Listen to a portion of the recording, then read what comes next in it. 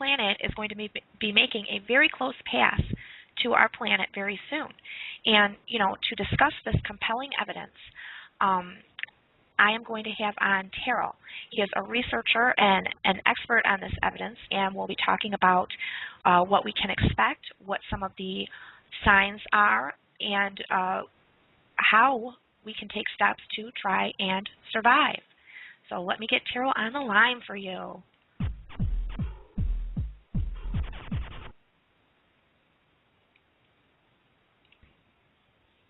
Terral, can you hear me? Hello? Hello, Nixie. Fantastic. How are you doing today? Great. How are you? Mic check. Am I coming in good? Yes, I can hear you very, very good. Okay, so we did a show last week, and I really encourage everyone who missed that show, maybe go back and take a listen to that one first, because today I just kind of I don't want to have to go through the whole explanation of how our solar system is and everything. Once again, I mean, we'll go over it, of course, but because just the background information took so long last week, and there's a lot more information to get out. I don't want to, basically have a repeat of what we already talked about. So, obviously, so anyone who missed the first show, you may be a little behind on the learning curve, so to speak. So if you're having questions, if you're listening, or you feel like you're not caught up, really go back and listen to the other show first. And what I want to talk about is something that happened last week too. So if you want to explain a little bit about the trajectory of what this object is, and also how it's affecting the solar system. For example, this massive sun flare or solar flare that we had last week, and what that tells you, and what, if any, are the signs that we've already seen from Saturn. Okay. Well, first of all, Ellie is still in the southern hemisphere. That's why we got the flare from the south side of the sun. And it worried me that it came this early in the timeline. I didn't expect that. And so that is a troubling sign, but hopefully we don't get another until later in the timeline. Saturn passed between the sun and Ellie and developed an extra ring, and also it caused a superstorm. So the Saturn had an event like we had with Japan, where its axis shifted, and where it had quakes, and then that showed up as a superstorm on the sun, on Saturn right now.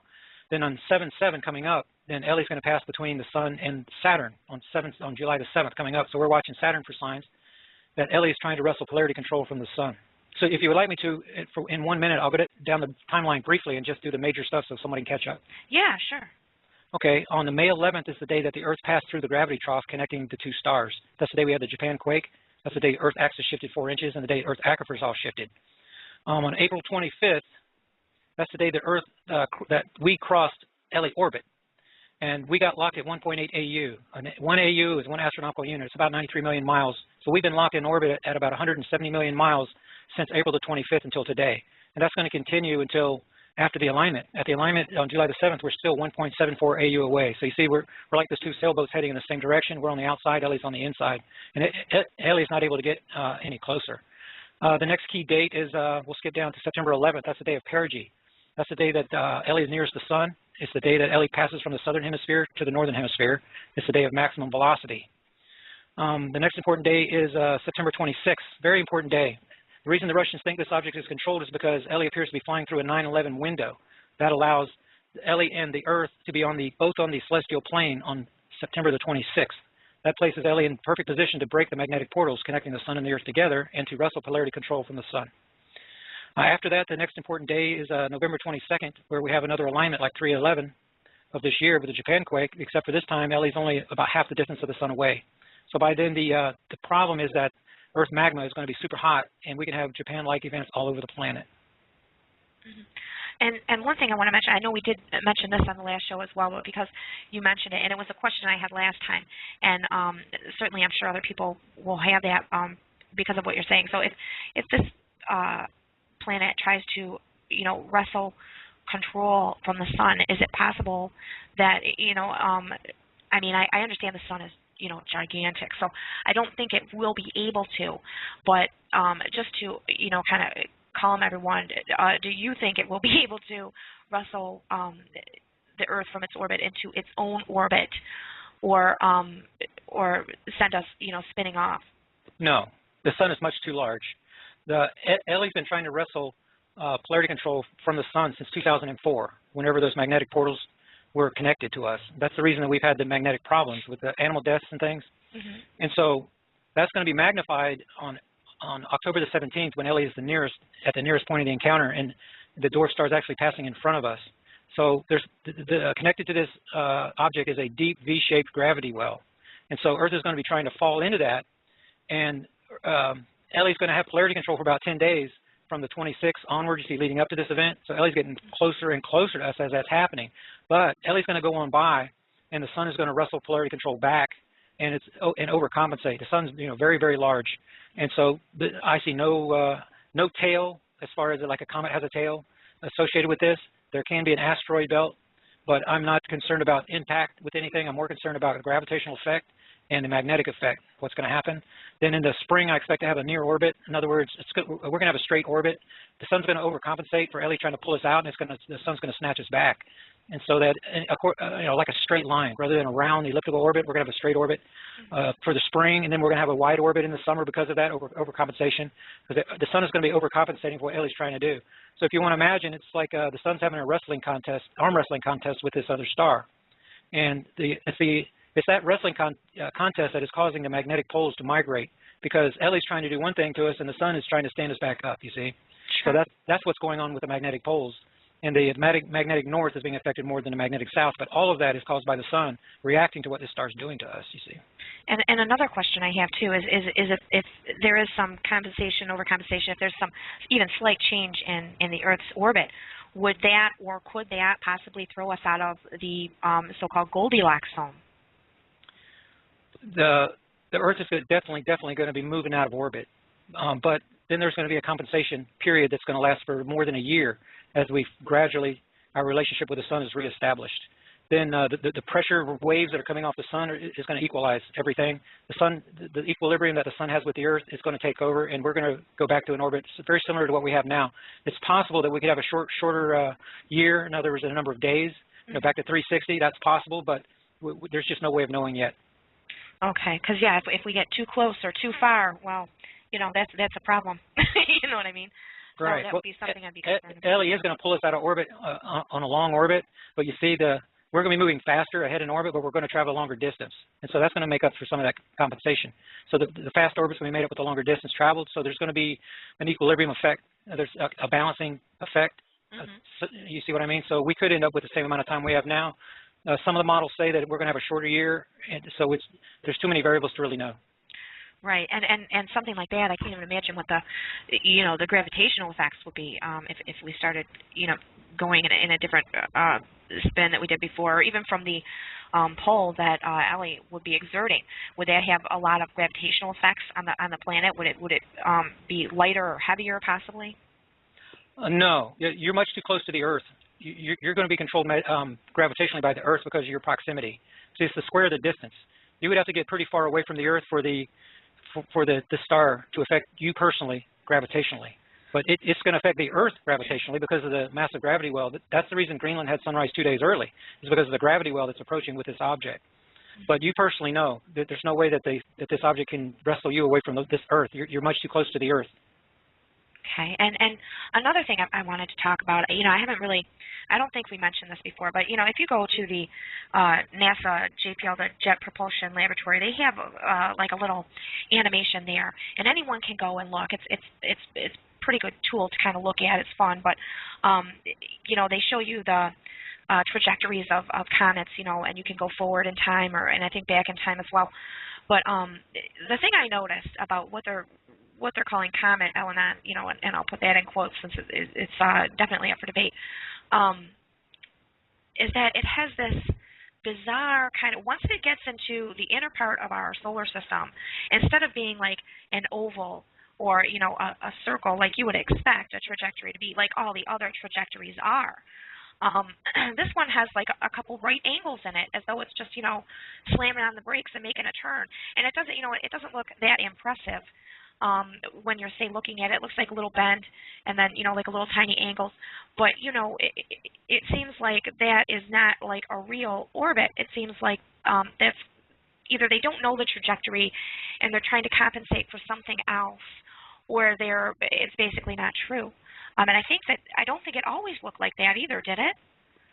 If you run the JPL again and you go day by day and you look really closely, you'll see the orbit does not follow that trajectory path. It's actually following a line that's outside of it. It is on a round elliptical orbit the way that it should be. If you look real close, you'll see that those are just reference markers for that's showing the scientists the point. Those are just reference markers for this orbit. So if you draw a line between them, you'll see how they intersect. Mm-hmm. And if you follow Ellie coming in, you'll see that Ellie is actually on the outside of those lines. It's not following them. I kind of noticed that it was quite a space away from it. My question is are they actually their astronomical units that they're putting in the corner there? Are they judging that from the line or from the planet? Is there? I mean, of course, there might not be any way to know, because it seems like there's something going on. They haven't published any pictures of this comet, and the reason was that it wasn't spectacular enough or something. That doesn't seem to make a lot of sense to me. People who are interested in astronomy and these kinds of things, they're interested in what it looks like. It doesn't have to be, I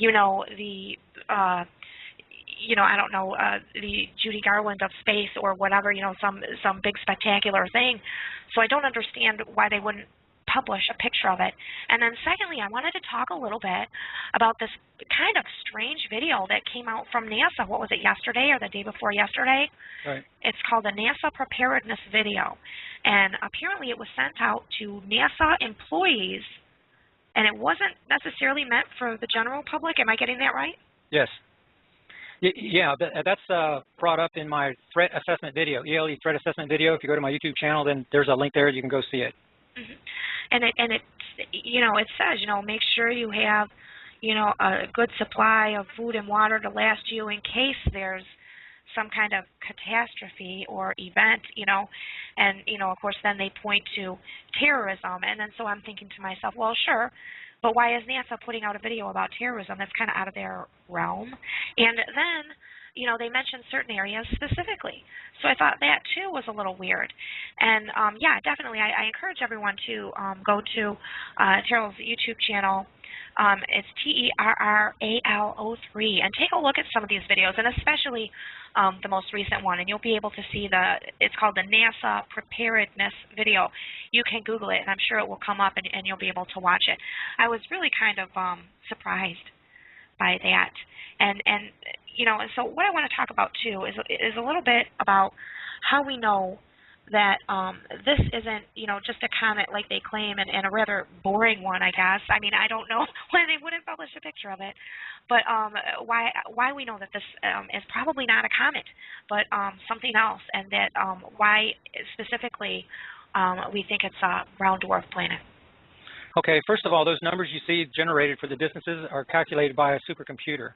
So it's not like they're using this diagram for that. They don't put out pictures on it. There's largely a media blackout on this element topic, in case you didn't notice. Yeah. So they're just not giving a lot of information about it. And then the reason we know this is not a comet is because of many reasons. Number one, if this was truly a comet approaching perigee position, then it would be gaining speed into the hundreds of thousands or even millions of miles an hour. This one is the average speed from June the 27th until August the 3rd is 62,500 miles an hour, which is planetary speed. The comets, they shed their outer skin, they outgas. They give all kinds of signs saying I'm a comet because they're mostly ice. And this object is not doing that. It's coming in like a brick. It's not changing its mass. It's flying through a 9/11 window at planetary speed. And it's been locked in orbit with our planet, and now it's getting ready to match speed with our planet. And what appears like, if the sun is the daddy and the Earth is the daughter, then this planet appears to be corking the Earth. And so that it breaks the cords that are connecting the father and the daughter, and this star it's already connected its portals as if betrothing us, you see. And then the matrimony part is coming up, the marriage through this 10-day period that the magnetic portals between the Earth and the sun are broken, and we're getting all of our magnetism directly through this other star. See, so there's a lot going on here with the 9/11 perigee, with the Elenin name. When you turn Elenin around, you got 9/11, you see, N-I-N-E-L-E. And so with all the symbolism and the disinformation campaign put out by our NASA and the Department of Defense is what led me to this investigation in the first place. And the code names, we're living in an ELE movie, and the government is hiding that from everybody. And it's people like in our research group that are trying to wake people up to it, and we're an extreme minority, and we're having a difficult time because of all the disinformation that's out there, you see. And I do want to point out to everyone, too, is that, this isn't just some idea that you've come up with on your own with no supporting evidence or verification from anyone else.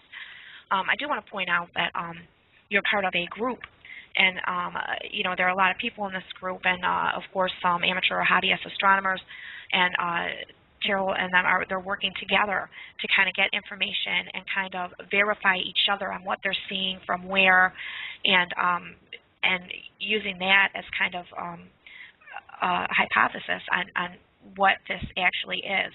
So I do want to say, this isn't some idea that you came up with on your own and is not verified by anyone else. There's quite a lot of talk out there on the internet, and even other groups of people who are kind of getting together and trying to figure out what this is.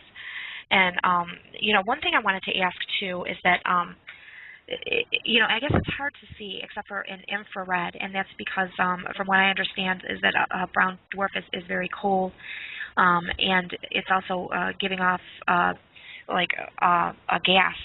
And I'm wondering if you could explain a little bit about why you believe that it's a brown dwarf and maybe not some other type of star or planet or whatever, especially for those of us who aren't, real well-versed in astronomy, and what are some of the markers that you see with this when you guys are seeing it in the sky that would lead you to believe that it is a brown dwarf?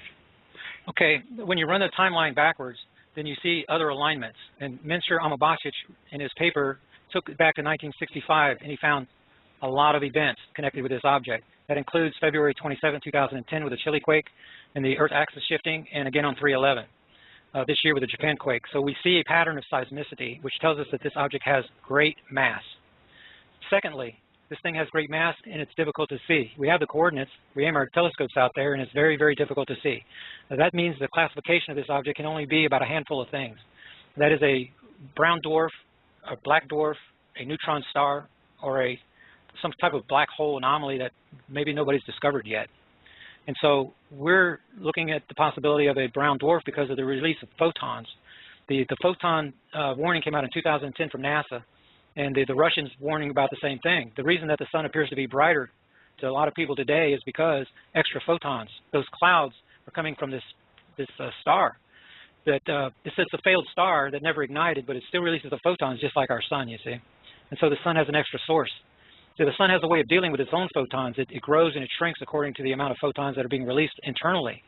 But now we have the warning from NASA about an external source, and they don't know what it is. They think that we're orbiting through a photon cloud, when actually it's because of this approaching dwarf star. So that's another piece of the puzzle that tells us that this is a dwarf star rather than what they're saying. It's definitely not a comet, because a comet could be made of ice. The ice is less dense than water. And in order for this to be a comet, then it would have to be larger than the size of Jupiter, and it would be easy to see. Right. Right? And so whenever you add it all together and look at all the evidence, then this must be a high-density dwarf-type object. It just must be. Mm-hmm. And one more, well, a couple more questions, I guess, before we get into what people need to do to kind of prepare, because that's something I definitely want to go over tonight. But, and this will probably be the most ridiculous question of the night, and it obviously comes from me. But I'm wondering, if this thing is releasing all these photons and everything, and that's kind of how our sun works, because this is like a failed sun. Is that what a brown dwarf is, in a sense? Right. That's what we believe this one is. There are other ways to make dwarf stars after another star dies, but we think this is a failed star. The difference would be that our sun, when it was a giant cloud of dust, and then it collapsed upon itself, and if it has sufficient mass, then it ignites. Well, as soon as the sun ignites, then it stops the implosion process, you see? So you don't have a high-density object. With a failed star, that implosion process continues until it squeezes out all the empty space between, in the atoms themselves. So all the empty space is pushed out, and they're forced together. That's what makes a high-density dwarf star. It usually begins as does begin as a white dwarf, and then as it releases the outer skin, the photons are continuously released. And so as they're released, the outer skin is shed. And then that makes it a higher density object because the core is the highest density. So this is apparently a very old dwarf star that is transitioning from a brown and maybe even to a black dwarf status. And with it coming so close to our sun, it's not possible, I wouldn't imagine, and here's the ridiculous question, but I just want to ask, it wouldn't be possible for our sun to ignite it or have some effect on it, or would the photons actually be feeding our sun, and maybe that's what's going to be causing these future solar flares? Well, the solar flares are drawn out gravitationally because remember that these two stars are connected. So there's an umbilical cord connected to the sun. When that umbilical cord reaches up towards the equator of the sun, near perigee, you see, that's when the solar storms are going to begin coming right out of the side of the sun. Okay. All right, but it's not, as far as the photons coming off, that's not going to have any effect. Oh, the first part of your question is it going to ignite? We think that this object is going to ignite. It must be at Mercury orbit in order to do that. In other words, it doesn't have its own spark source. But whenever it's near the sun and flying right through the solar radiation at Mercury orbit, look how hot Mercury is. Then the ice cube the ice cube effect is going to be overcome, and this object we believe is going to ignite to become our second sun. That's why we have the conditioning stories about Betelgeuse, the supernovas, the second suns, all that stuff. But then after Ellie comes on around and leaves Mercury orbit, we expect that the second sun is going to go out again. So as it leaves the influence of the solar, where the solar rays are high density, right near the sun, as it leaves that, then the photon cloud will go out, and then it'll be similar to what you have right now. I mean, exactly like you have now. So there's a period of perhaps 2 months that this object will be visible as a second sun. And then, of course, my follow-up to that would be, if something like that were to happen, now when these ignite, do they stay about the same mass, or do they expand? I mean, is it possible that it would explode into kind of a bigger mass, and then that would be big trouble for us, right? No, there's not a chance of that, because this object completely imploded upon itself, so all that is tight matter on the inside. The only reactive matter is going to be on the outside. Okay. It's much too high density. You cannot break this thing. There's nothing in this universe except for God that can break this thing open. It's a hard nut to crack. There's no way it's going to break open. Okay, well, that's good to know. Yeah, because that, things like that, I was just wondering about, they kind of concern me a little bit. And, what I want to talk about now, too, is, what people can do to prepare, because like we were saying on the last show, by the time you walk outside your door and you see it there in the sky, it's probably too late, as far as with the naked eye or, with a good pair of binoculars. By then, you probably are already in serious trouble. So, what are some of the things that people can do to prepare? I've heard of these bug-out bags, these bags that you can grab and go if you need to, and explain a little bit about what those bags are and what maybe you should have in them, what kind of food supply someone might need. Okay, we could do 3 shows on that. Well, you're right. This thing's going to become visible between September the 1st and the 14th, and by the time you can see it, it's much, much too late to prepare. The reason is because the solar storm threat is far sooner than you can see this thing. And so if you look at my recent video, then you'll see that we have a timeline and we have safety windows, and that safety window extends back to August the 1st. And so people that are heading for their bug-out cavern, you must be going towards a cavern with water with your survival group, then August the 1st is the day that you should be looking at. That gives you a week or 2 safety window. If you have to drive 1,000 miles or you have a lot of stops to make, then you may want to be one of those early birds that leave in July.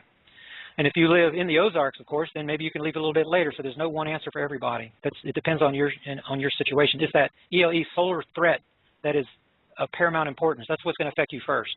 And we expect the communication and power grid to go down during the month of September.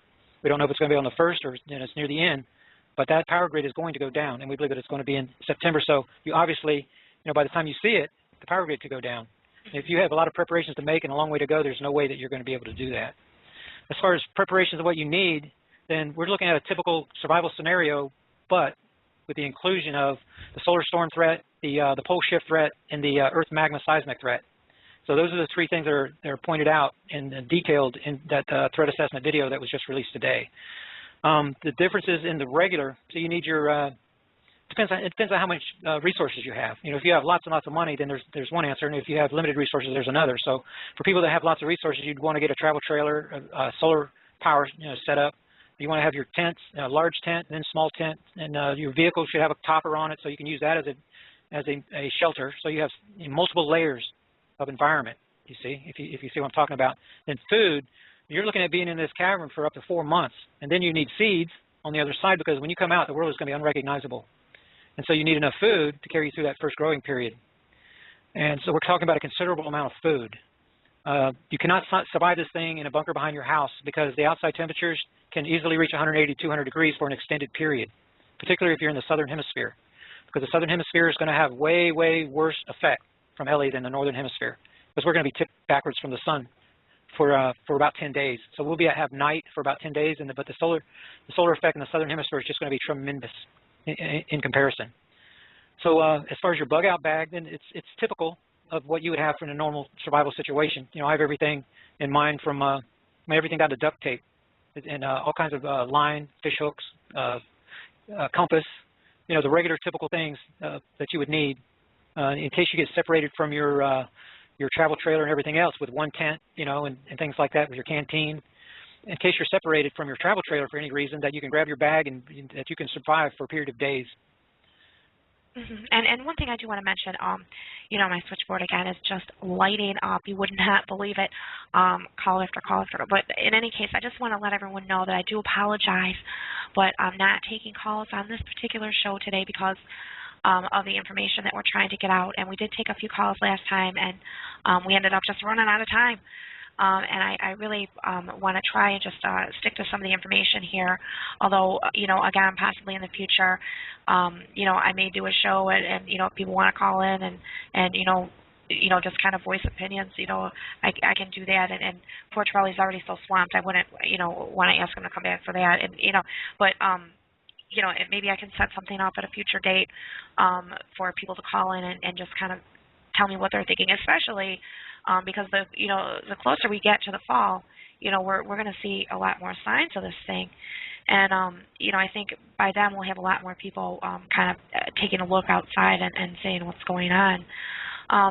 You know, another thing that I wanted to talk about a little bit is that, you know, seeds are a good thing to have, and you know, for any reason, you know, just to have them, but to make sure that if you're going to get seeds for survivalist purposes, that you'll want to get what's called heirloom seeds. And that's because you may or may not know, some of you out there, that a lot of the seeds now are kind of genetically modified or genetically engineered by Monsanto, among others. And I've been, you know, trying to do a show on that, and I have someone who does want to come on to talk about that in the future, but they are all booked up at the moment. So, you know, I'm hoping, you know, to do a show on that in the future, although, you know, I think that maybe, you know, as we start learning more and more about Ellie, that these, you know, these kinds of shows might end up being more important in the long run. So, you know, we're going to wait and see on that. But I do want to make mention that if you're going to bring seeds, they should be heirloom seeds. Otherwise, I don't think that they can reproduce the following year. I think they're only good for like 1 year, 1 season. And, you know, another thing I want to talk about is you know, the FEMA camps. You know, there's been a lot of talk about, you know, these FEMA death camps, and you know, there's a lot of buzz about these large coffins that they've been stockpiling, and I guess, you know, FEMA has recently been ordering, you know, an unusual supply of food and rations. But my question is, you know, do you think that maybe these camps will be, you know, the government's way of setting up, you know, survival camps, like what you're talking about, like maybe non-violent, malevolent, or do you think that, you know, there are indicators that point to these camps being more sinister, as a lot of people think? Sinister, absolutely. What you're looking at is, if you review history, you're going to see that Rothschild financed Hitler to do the same exact thing. We're following in Hitler's footsteps, by the way. He created these camps, and then he put Jews in them. And the undesirables are going to be the revolutionaries, the people like are in our group. Those are the ones that are the red dotters. If you've heard of the red listers, no. Those are, yeah, we're the ones that are the troublemakers for the New World Order. You see, so after Ellie goes by, the plan is to take their Blackwater type mercs and to round us up, put us in the FEMA camps. And what Hitler did is he took the Jews and he loaded them up into rail cars. All of these FEMA camps, every one of them are accessed by rail cars. Really? Yes, and what he did was he piled them in there, and then he dumped lye on them, and he turned them into fertilizer. And he made grooves in the bottom of the cars to catch the gold teeth and stuff. And then the people were shoveled out into mountains to feed his new race of people for his New World Order. Wow. So Obama and Bush and the people running our government, they're the modern-day Hitlers. And Rothschild, the House of Rothschild, is the same people that's financing them and giving them their orders for their New World Order. Wow. And what are now this Rothschild? Who is? Because I haven't heard of him before. Who is that exactly? The House of Rothschild is the people that killed Abraham Lincoln.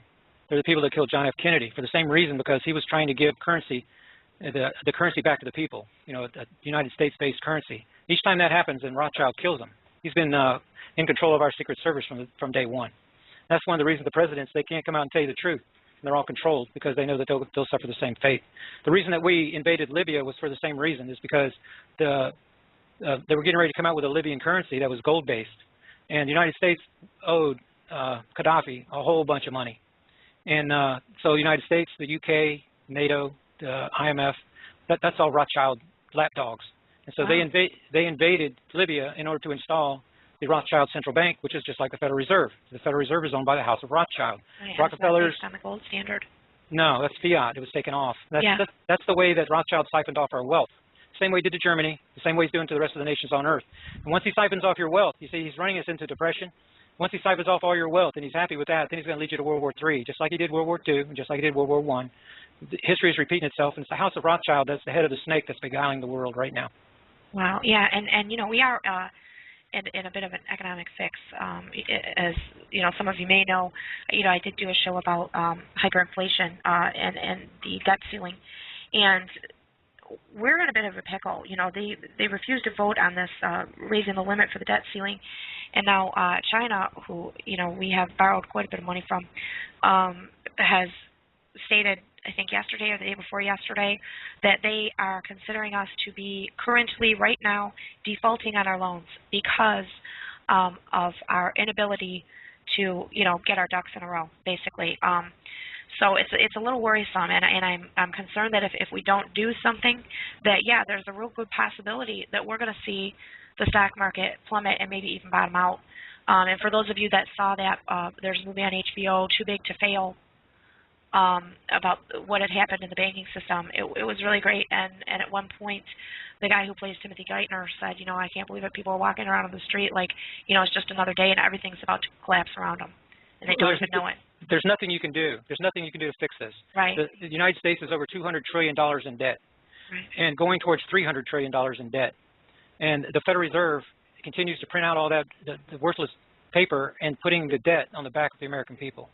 And so just the unfunded liabilities is over $114 trillion. That's over $1 million per taxpayer. There's no way that's ever going to be paid, and everybody knows it. And to say that we borrowed money from China is kind of ridiculous because, for example, the back door to the Fed is wide open to people like J.P. Morgan, who's using the back door to finance their the silver short position. You see, so you've already got QE infinity going, and it's not just J.P. Morgan; it's the whole world. They're printing trillions and trillions and trillions of dollars and just handing it out to everybody.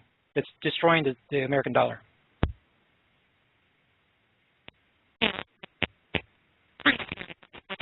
Economically, and it makes me wonder sometimes if we just can't even work together anymore, or at least the folks in Washington. I know that we can. I don't have problems with my neighbors or other people, people you work with or anyone, but it seems like for whatever reason, they can't stop fighting. It's amazing.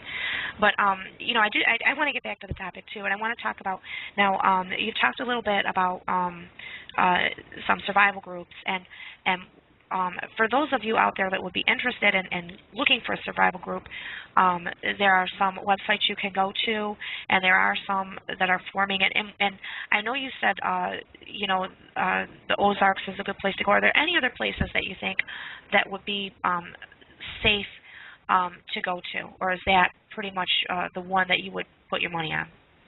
Well, divide the United States into three parts: from the Mississippi the Mississippi going east and the Rocky Mountains going west, and then the central United States. Everything east of the Mississippi is not safe. It is not safe. There's far too many nuclear power plants, and whenever the New Madrid goes, then the fault system running through the Appalachian Mountains is going to unlock. When it unlocks and Ellie has all that magma pushed up through the fault, then it's going to be super active, and those power plants are going to melt down. The super caldera out west is going to blow. The ocean's going to rush in over California, and it's going to become a giant inland sea. That area is not safe. The only safe place to go is the central United States. Now, you can take your pick. I want to be farther south, so I'm downwind of the desert and not downwind of another power plant. So for that reason, we've selected the Ozarks. The Ozarks has plenty of caverns, thousands of caverns. It has plenty of water. It's up on the plateau. It's on a stable plate that has not moved. It is not going to move. So we have 2 power plants that affect us in Arkansas, but they're on stable plates. We're also surrounded by elites. We have FEMA camps near us, see, because this is the safe zone. Oh. And so I encourage, see, we've embedded right in between them. Oh, dear. But that's where you want to be. Well, you want to be near your enemy because this is a safe zone. Everyone that can make it needs to go to the Ozarks, for sure. The reason is the overarching strategy is to become a hard target. So when Blackwater mercs emerge from their bunkers, we want to be a hard target. So they want to negotiate with us rather than trying to round us up, you see. Mm-hmm. Yeah, and you know, really, you know, having some of these things like we had talked about, like, you know, food for, you know, even, you know, up until a year to feed yourself and your family, it's a really good idea for everyone. I mean, we all kind of saw the disaster and the aftermath that was Katrina. And, you know, a lot of people can point to different reasons why they think that went so terribly wrong as opposed to, you know, other FEMA excursions and, you know, things like that. I think that while maybe some of those are valid, I think a lot of people and their ideas about why the people had such a hard time getting help in Katrina, I think some of that is race-based. I think I'm sure, you know, probably not all of it. I know, you know, in disasters and things there are generally you know, some incidents. But I think that that the main fault was on FEMA. They're not being able to get to people. We were offered help from a lot of different countries. Even Cuba offered to help us. Cuba, hey, you know, they said, hey, I know you don't like us, but we could send a boat over, man. Are you guys all right? I mean, they were watching the news too, and they probably couldn't believe it. And, you know, of course, you know, no, we don't want your help, Cuba, you know, but, I mean, hey, you know, there's a point when you take the help you can get. But, you know, I think that that it was a massive, just epic fail on their part, and you can't count on in any kind of disaster that someone is going to be there to save you. And so I think that a lot of times you should have some of these things on hand just in case there is a disaster. And you know, you can't always expect that someone's going to come to your rescue because, you know, there are cases, you know, throughout history where, you know, there's been catastrophes so large that, you know, nobody was able to come to the rescue, not for a very long time. I think I can wrap that up for you pretty quickly. FEMA is an extension of the continuity of government plan put out by the Council on Foreign Relations, the Trilateral Commission, and the Bilderbergs, which is the shadow government that's running our government. Okay, once you see that picture, if you read None Dare Call It Conspiracy by Gary Allen, then he'll explain it to you. Then once you see that picture, you realize that FEMA is working for the shadow government. They're not interested in helping the people at all. That they have a plan to put you in a FEMA camp, and that they have their continuity of government plan is the takeover of this country by the elite, is exactly what it is. And that's why we have to fight them. That's the reason there was no response in FEMA. They don't care about the people. They're taking orders from the shadow government. And so what they want to do is make it more like the old kind of, what was it, the feudal system, I think, where, you know, there is the upper crust living in their castle and then, you know, the rest of us in the dirt, you know, help on being oppressed, right? So, yeah, I think, you know, and something like that, a situation like that, is a good opportunity for people who think like that to try and, you know, make a power grab and try and, you know, control other people, and if they have the resources and the money, they might just try to make the world the way that they think it should be, which may not actually fall in line with the way most of us think it should be. So, you know, it's a good idea to be prepared, and even if there was some, you know, real big disaster when this thing swings by, which I imagine there would be, to, you know, kind of be leery if they're trying to round people up. You know, I would be concerned about it for sure. But you know, there are people who are obviously going to make the argument, well, they're just trying to save us. You know, they're trying to help us, and you know, it's kind of, you know, you want to believe that someone's there to help, and you do. You want to believe, oh, they've come to help us. We're rescued. But, you know, sometimes maybe you just have to rescue yourself. I'd be a little bit leery about anybody that comes telling you that, you know, they're here to rescue you. Right. And yeah. The FEMA operation is an extension of Rothschild / Rockefeller / Gates eugenics. So you can see by their response down there in Louisiana that what they were really doing is controlling the population rather than trying to save people. When you look at FEMA and what they do, you're going to realize they're putting people in trailers that aren't safe. Right. You're going to see a pattern of population control. Not that they're trying to help you, but that they're actually trying to kill you. Yeah, I remember seeing a special about that trailers. It was pretty interesting, to say the least. But yeah, and you know, we've had already when Ellie lined up the last time on March 11th. That's when we had that gigantic earthquake in Japan, 9.0. Now, that wasn't as close as it's going to be. So, you know, when this thing gets closer, now you're saying that the aquifer is going to shift. Is that going to, I mean, is the actual face of the planet going to be redefined, basically? Yes, it's terraformed. You have a shifting of the aquifer still because you have two stars in proximity to the Earth. So the aquifers are still shifting, and that's the reason you have sinkholes around the world forming right now. And that is going to get worse and worse and worse. Yeah, I've heard more than I ever have about sinkholes, and I mentioned that last time. I keep hearing about it, about a new sinkhole forming here and there. And I'm not talking, you know, a little kind of, you know, 3-foot hole in somebody's backyard. These things are enormous.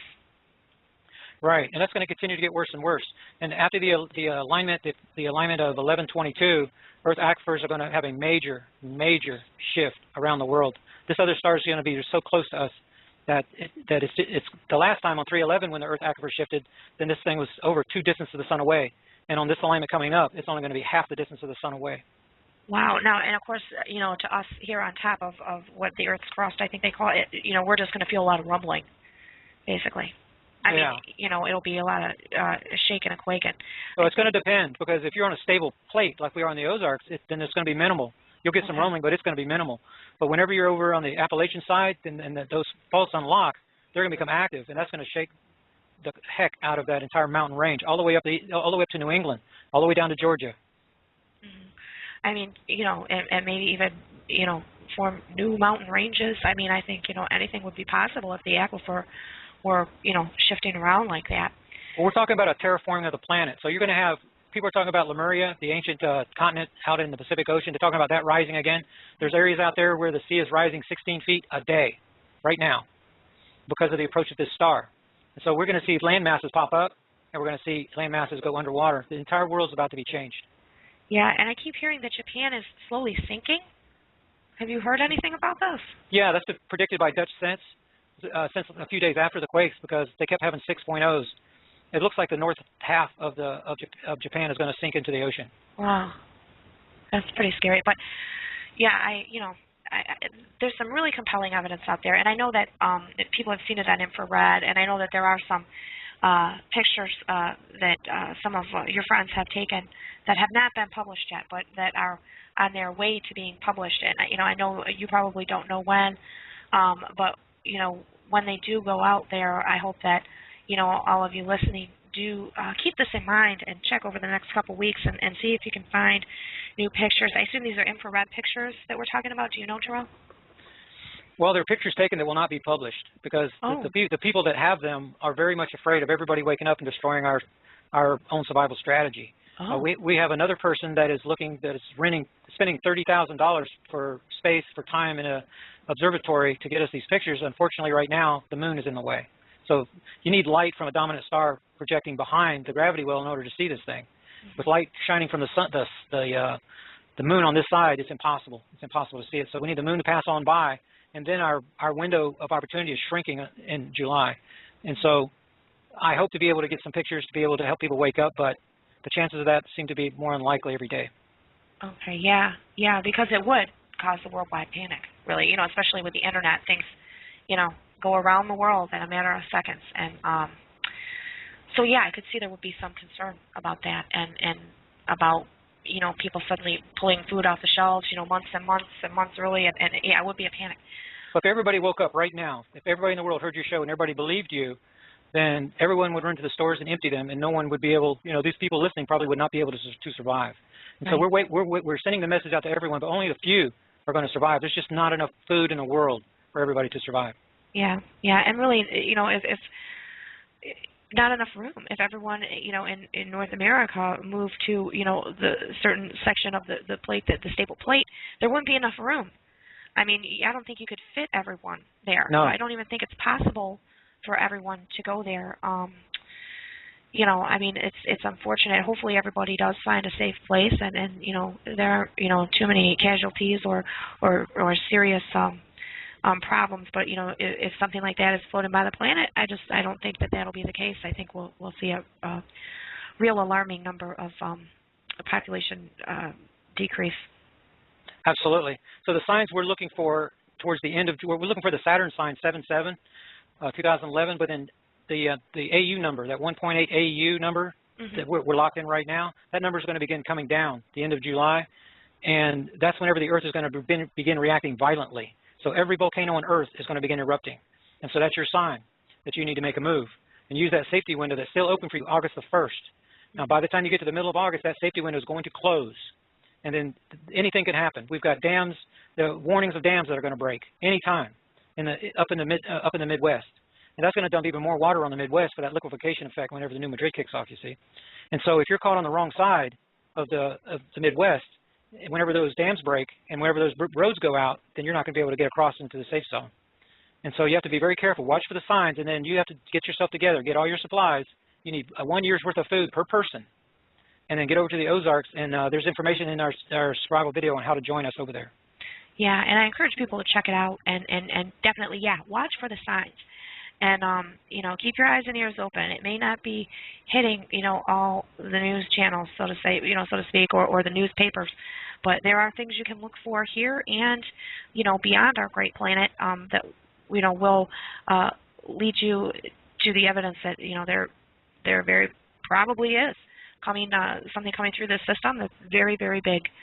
And I think with that, Terrell, I'm going to have to let you go. I'm going to keep you on the line, though, until I sign off for the show, just because, you know, last time I had so many problems, and, you know, when I signed you out, you know, it signed me out too. I'm not sure why, but in any case, I'm gonna if you wouldn't mind holding on for a second while I read my little outro here and throw on my music, and after my music's over, I'm gonna hang everybody up.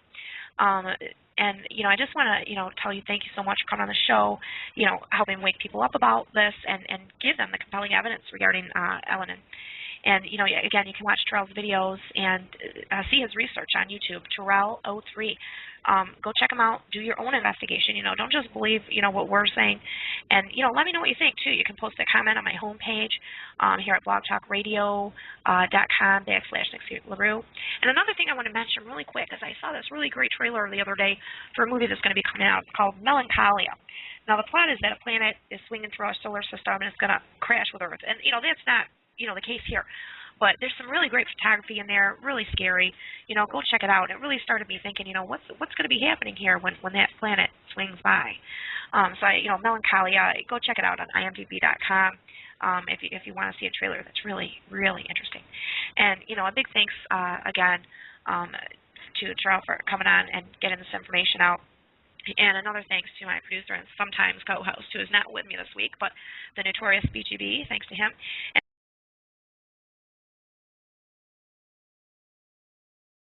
planet is going to be making a very close pass to our planet very soon. And, you know, to discuss this compelling evidence, I am going to have on Terral. He is a researcher and an expert on this evidence, and we'll be talking about what we can expect, what some of the signs are, and how we can take steps to try and survive. So let me get Terral on the line for you.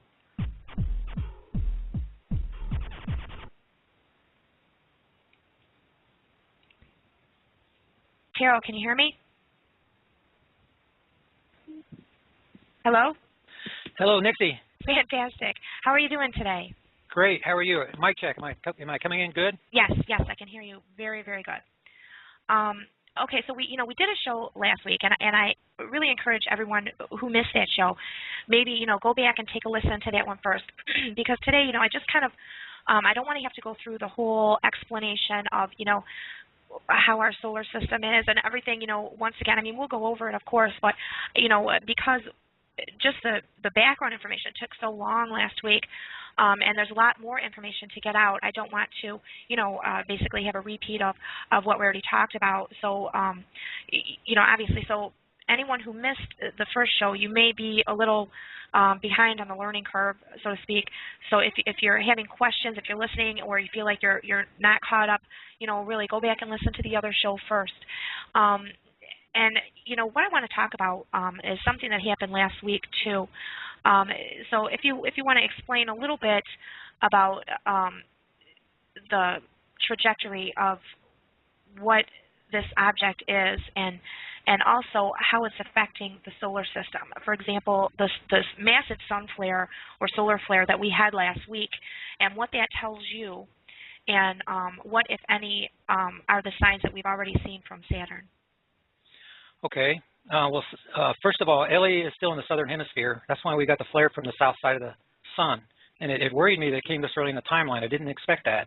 And so that is a troubling sign, but hopefully we don't get another until later in the timeline. Saturn passed between the sun and Ellie and developed an extra ring, and also it's caused a superstorm. So the Saturn had an event like we had with Japan, where its axis shifted, and where it had quakes, and then that showed up as a superstorm on the sun, on Saturn right now. Then on 7/7 coming up, then Ellie's going to pass between the sun and Saturn on July the 7th coming up. So we're watching Saturn for signs that Ellie is trying to wrestle polarity control from the sun. So if you would like me to, in 1 minute, I'll go down the timeline briefly and just do the major stuff so somebody can catch up. Yeah, sure. Okay, on the May 11th is the day that the Earth passed through the gravity trough connecting the two stars. That's the day we had the Japan quake.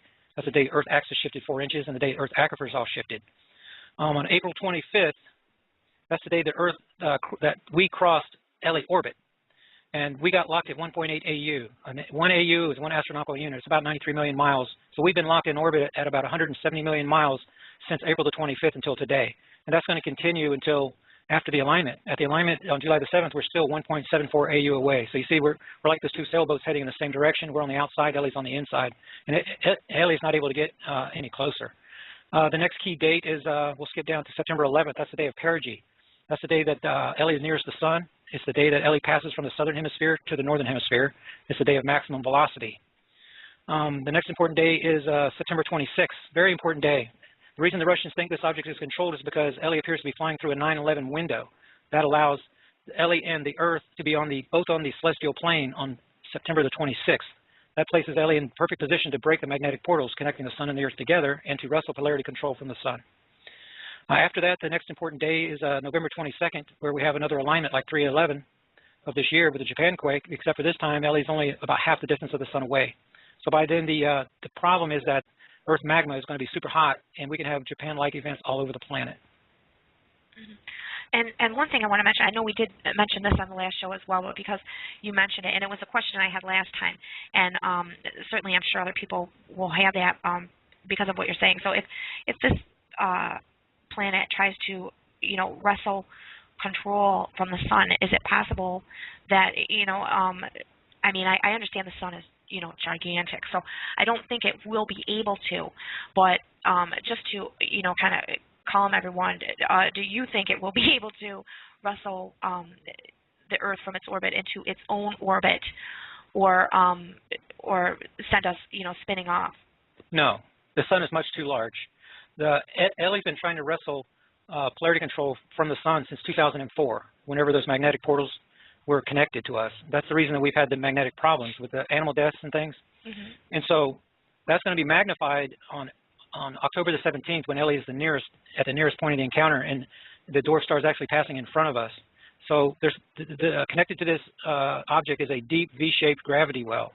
And so Earth is going to be trying to fall into that, and Ellie's going to have polarity control for about 10 days from the 26th onward, you see, leading up to this event. So Ellie's getting closer and closer to us as that's happening.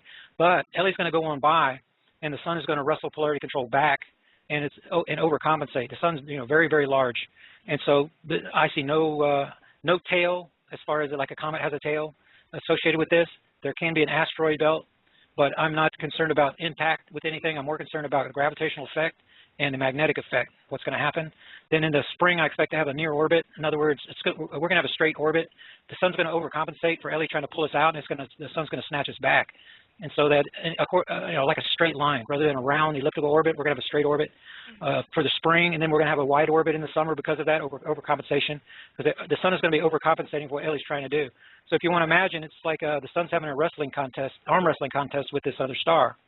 And it's that wrestling contest that is causing the magnetic poles to migrate, because Ellie's trying to do one thing to us and the sun is trying to stand us back up, you see. Sure. So that's what's going on with the magnetic poles.